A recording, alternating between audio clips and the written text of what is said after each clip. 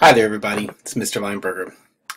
So, we're talking about culture in this unit, and we're going to think in particular, for part of the unit anyway, about this, arguably false segregation between highbrow and lowbrow, or high culture and low culture.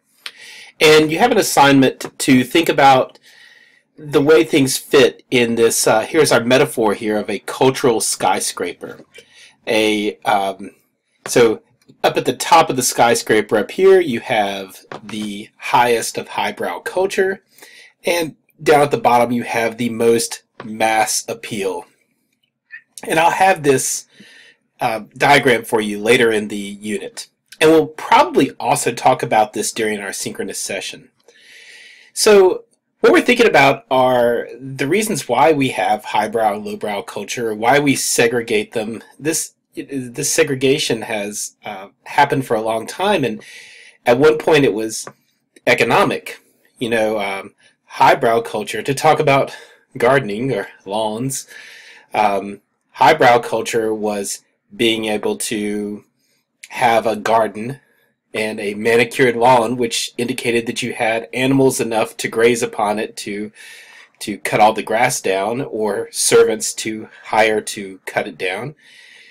And lowbrow culture was having dirt in the yard, and perhaps in that history of lawns, it's that ability to have the manicured lawn that is the reason why we strive now so often to have these perfectly manicured green lawns, because they're associated with highbrow culture. And we would like to associate ourselves with that in the same way that people think that they're edifying themselves by listening to classical music, because somehow that is more valuable than punk rock, let's say. Well, I would personally like to destroy these distinctions, but you perhaps may like to keep them. In the assignment, you'll be filling in your own skyscraper, or whatever metaphor you wish to use. You'll have a pretty wide range of how you'd like to approach it. But here's an example here. So notice you have Finnegan's Wake. This is Joyce's ultra difficult to read book, and Hamlet up here at the top. And down here at the bottom, you have Howard Stern and pro wrestling. So the implication then is that Finnegan's Wake is a loftier, more noble, more artistic piece than professional wrestling. And perhaps that's true, but I would also argue that there is a lot of value in professional wrestling. As someone who likes to think about professional wrestling in an intellectual sort of way, I think that it is a brilliant measure of our culture, perhaps more carefully constructed than, say, 24, another show that I like, but I think that pro wrestling might have something more current to say about the state of our culture than 24. And I think that it just has a lowbrow reputation. And I would say that also artists may shoot for that lowbrow audience. There's certainly a place for mass consumption, and trying to gain that mass consumption audience is an interesting, that's a niche to fill.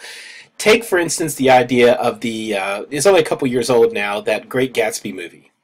Okay, here's a movie attempting to get the best of both worlds. It's trying to capture that highbrow audience because it's based off of a great work of literature, and yet it's a big budget Hollywood blockbuster, usually the sort of film that hits that mass audience. Now, personally, I love moments where highbrow and lowbrow are juxtaposed.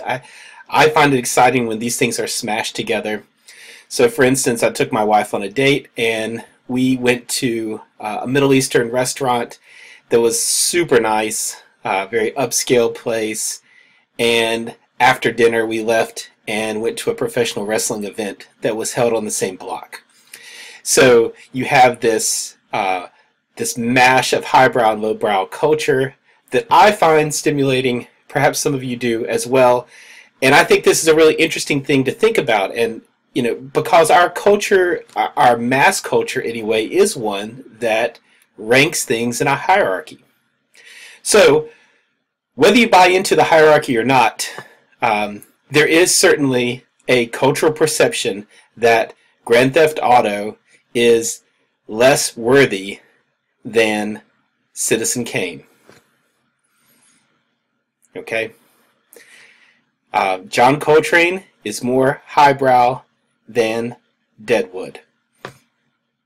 Maybe.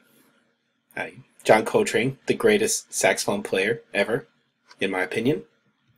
Deadwood, also pretty darn amazing. And kind of literary.